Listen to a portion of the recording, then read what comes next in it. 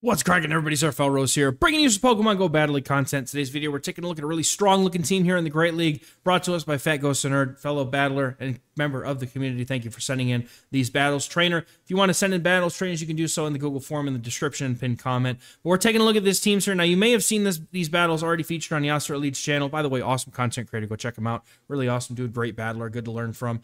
But we are going to be taking a look at these battles as well because they were submitted to me, and I am definitely not going to say no to an opportunity to help somebody learn more about the team that they enjoy using. So we're going to get into these games here. In the first match, we're going to see Galvantula on the lead versus a Shadow Gligar. Now, Shadow Gligar is definitely going to have a great time here.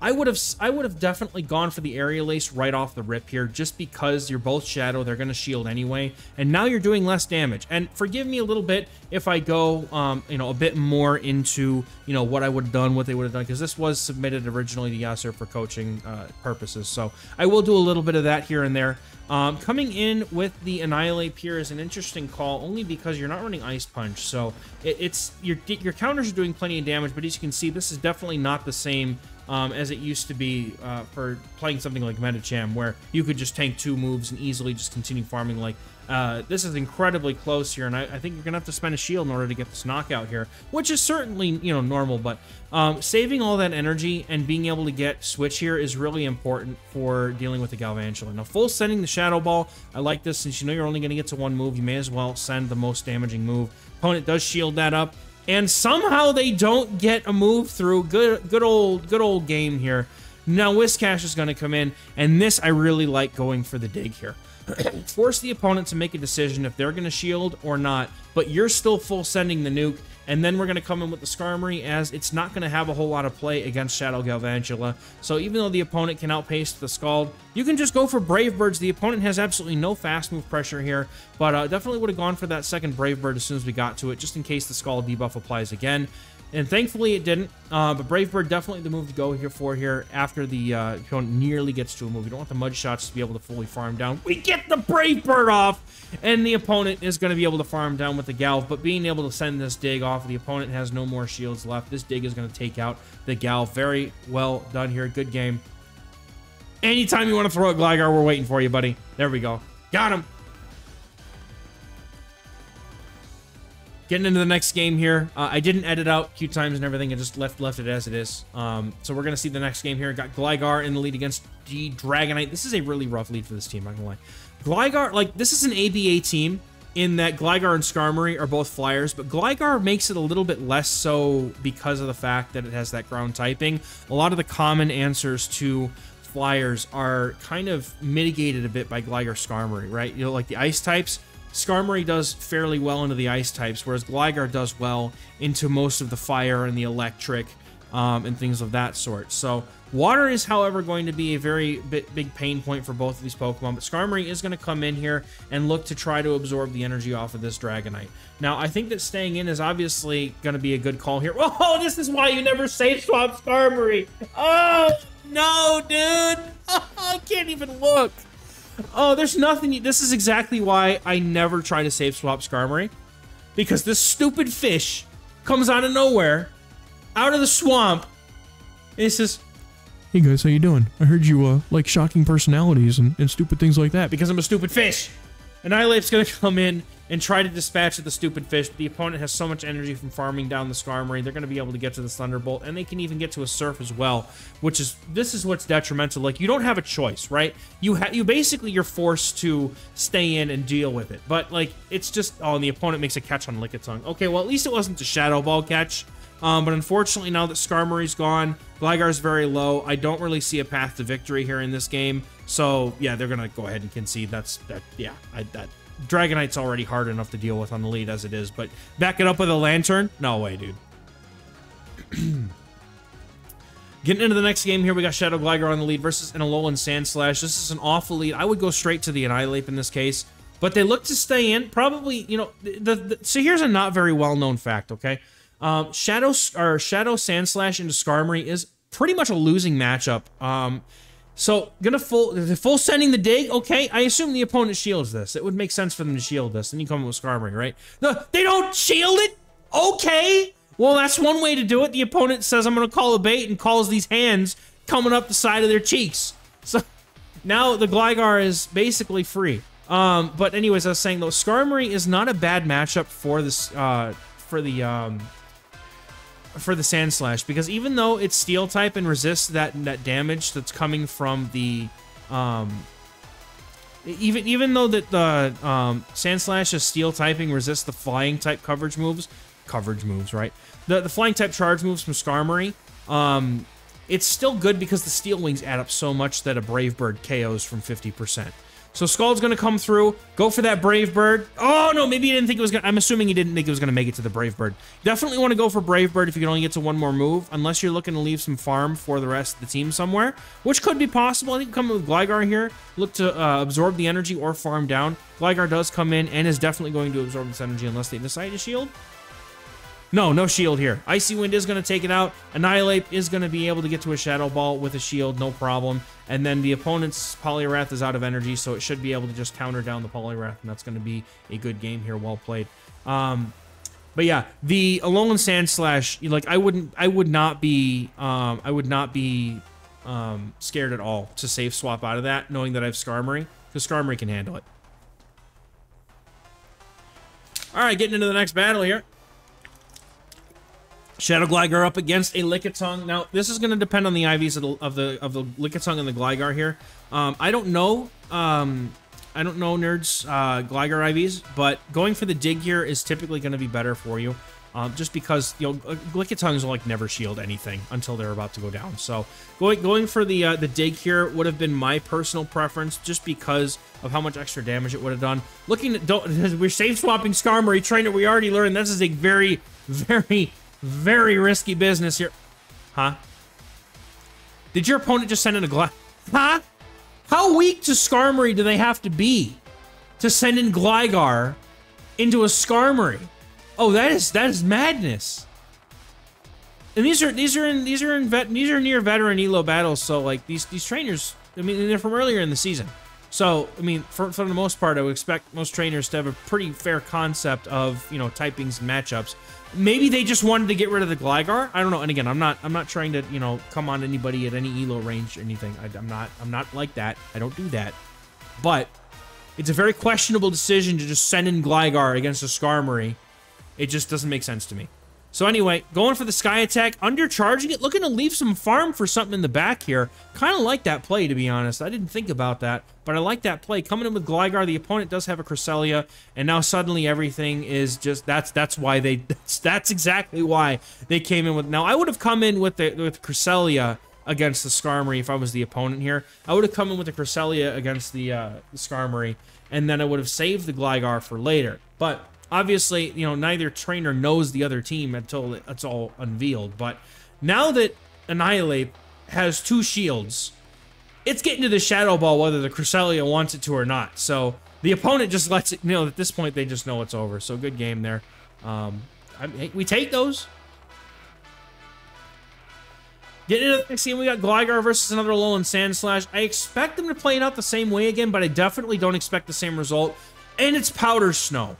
So opponent's immediately going to go for the they're going to go for the Ice Punch and Dip here.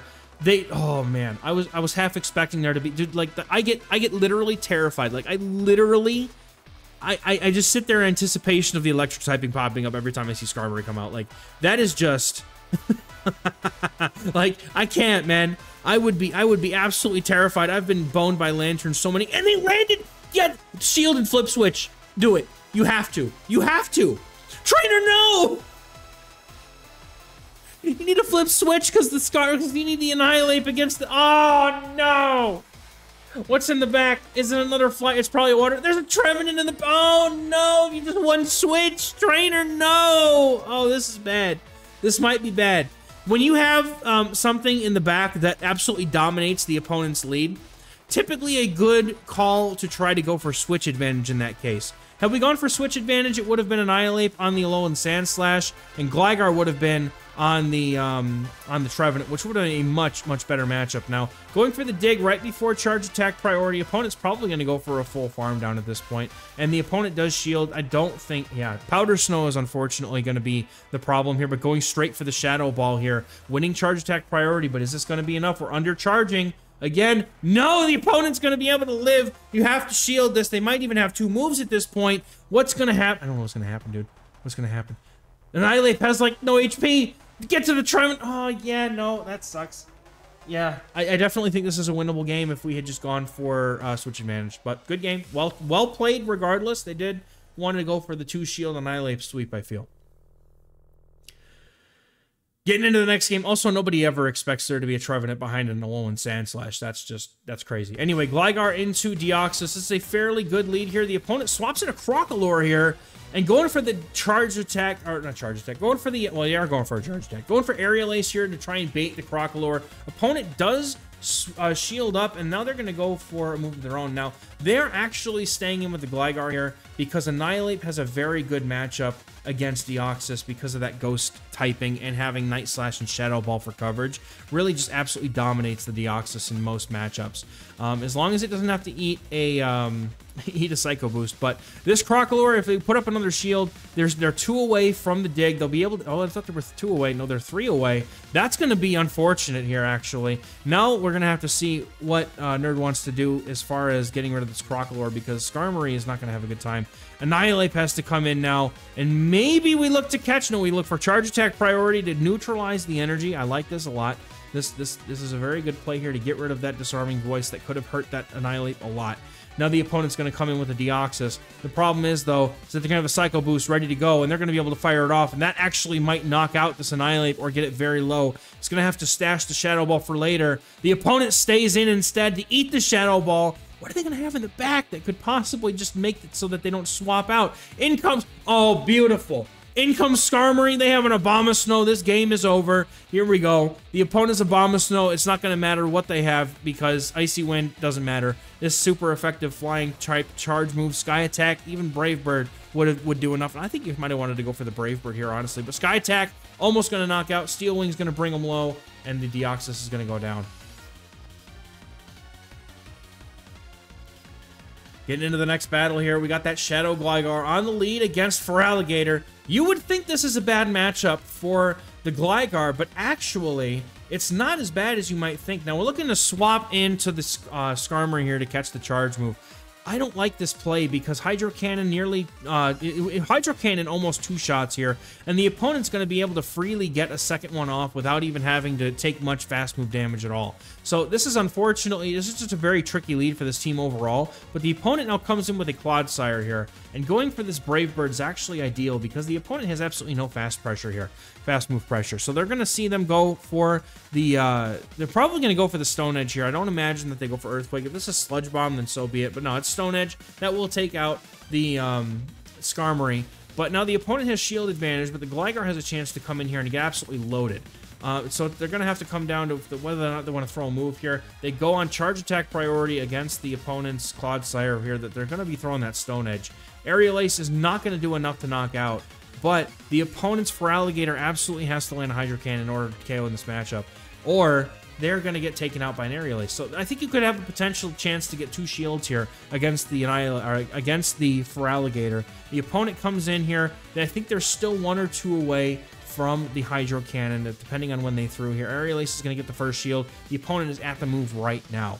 Is this worth a shield? I don't think it is. I think maybe you instead just try to come down and counter down with the Annihilate. The opponent has a Cresselia in the back. This is looking very bad, to be honest. This is not looking good. Going for the Night Slash. Hold on. Do we see a shield, Night Slash boost, and Shadow Ball for the win? Do we see it? Oh, there's no boost. Oh! Annihilate, you did me dirty, man. They no shield the Moonblast. Yeah, that's over. Unfortunate. Good. That was hard counter city, man. There's nothing you can do about that. That's just hard counters. Getting to the next game, we got mirror leads here, except the opponent does not have a Shadow Gligar. No Shadow Swag here on the lead against the opponent here, but we're going to be able to go for our own Aerial Aces. The Shadow versus non-Shadow, it's a wash in this matchup when it comes to a mirror. But overall, the Shadow Gligar is just much better. Now, opponent swaps in a Steelix. Now, Steelix is going to have to eat a dig or more And we have Skarmory for the Gligar. So getting switch advantage here is huge. The opponent's shielding is actually quite ideal because now we can just come in with Annihilate. But the problem here is the opponent has a lot of energy and Psychic Fangs adds up very quickly on Annihilate. So we're going to see the opponent go for the second Psychic Fangs. Now Ghost and Nerd is forced to shield on the Annihilate. And now the Dragon Tails are going to add up very quickly. I think you can go for Night Slashes in this case. But going for the Shadow Ball, I don't know if this is going to matter here. I don't know. Okay, we get the knockout. I would still be full charging it. I wouldn't be messing around with trying to get, you know, a undercharge for more energy or anything. At that point, I would just be straight going for the full charge because I want switch advantage. I want the Skarmory, and I want it now. Okay, so we have a Vigoroth in the back. We might see the opponent shield here, and if they do, that's huge. Now, remember, the Gligar has a lot of energy loaded. The opponent going for a move here, I imagine that you probably shield this one up and come in with the Gligar here to go. Okay, we let it go. Rock Slide is going to do more damage than a Dig. And the opponent wins charge attack priority here as a Vigoroth. So I think that at some point coming in with the Gligar in this matchup would have probably been more beneficial because we could have saved the shield or shielded the Rock Slide as well, since that's going to do more damage than a Dig. Or an Aerial Ace from the Gligar would have done. So now we're going to be able to come in and go for the Aerial Ace, but I think the opponent now has an opportunity to possibly just farm down and go for a Dig against the Gligar. Oh, wait, no, they have to throw here. The wing attack damage was not going to be enough here in this matchup. Aerial Ace is going to knock out the Gligar, but now it's going to come down to this move. Yeah, that's what I'm saying, man. I think that this could have been enough if we had shielded a little bit differently. The opponent goes for the Dig, and they're able to take the game despite that alignment. Getting into the next game here, we're going to have the Shadow Gligar on the lead here versus a Whiscash. So this is not bad to start. The opponent could definitely just go for Scald, but the fact that we have the... okay, looking to... Okay, this is interesting. Okay, so we see the player here. Look, the trainer's going to go for a Scald catch on the Skarmory here. Makes sense, but you have to risk that debuff, and the opponent can just go for another Scald before swapping. Oh, come on! Why do you have Lantern in the back of a Whiscash? Trainer, what do you do against anything with grass moves? Do you just bend over and take it? What is this? Oh, goodness. I can't take any more of the safe swap Skarmory, man. I can't do it. I can't do it. This hurts my soul to see Lantern on the field because I hate Lantern so much. Lantern literally ruined this meta, in my opinion. You want to ask anybody's opinion on it? That's mine.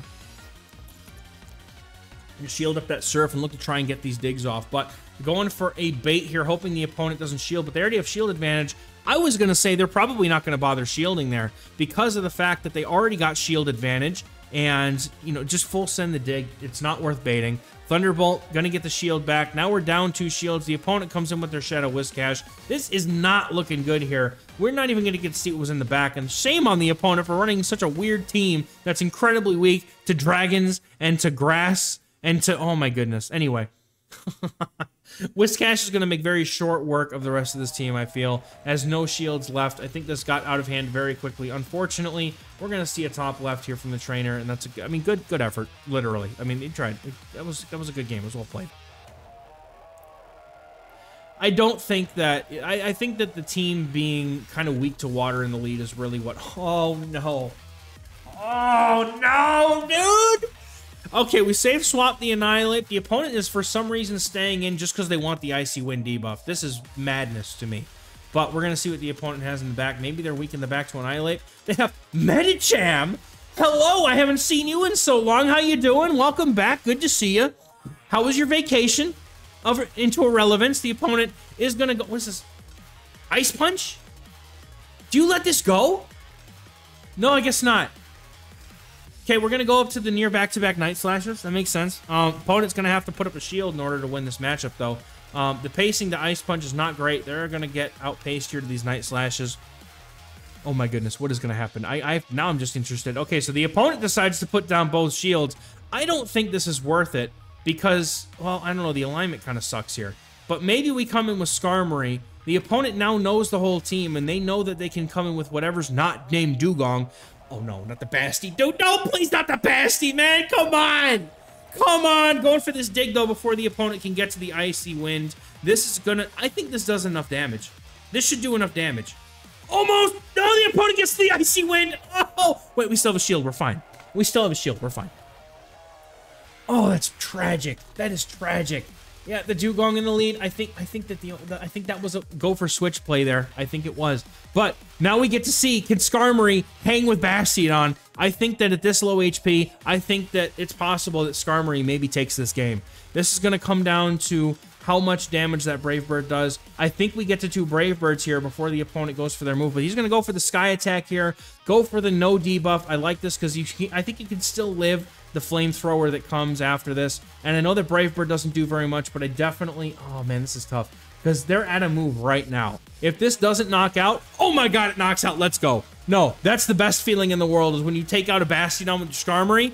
Love to see it. Appreciate you sending in these battles. Fat Ghost Nerd, I hope that you were able to take something out of the commentary. I know that Yasser already probably did plenty of this analysis on the games here, but mixing a little bit of Shoutcast and a little bit of coaching, hopefully you were able to pick up something on as well as the rest of the trainers out here watching this. This team does look pretty strong.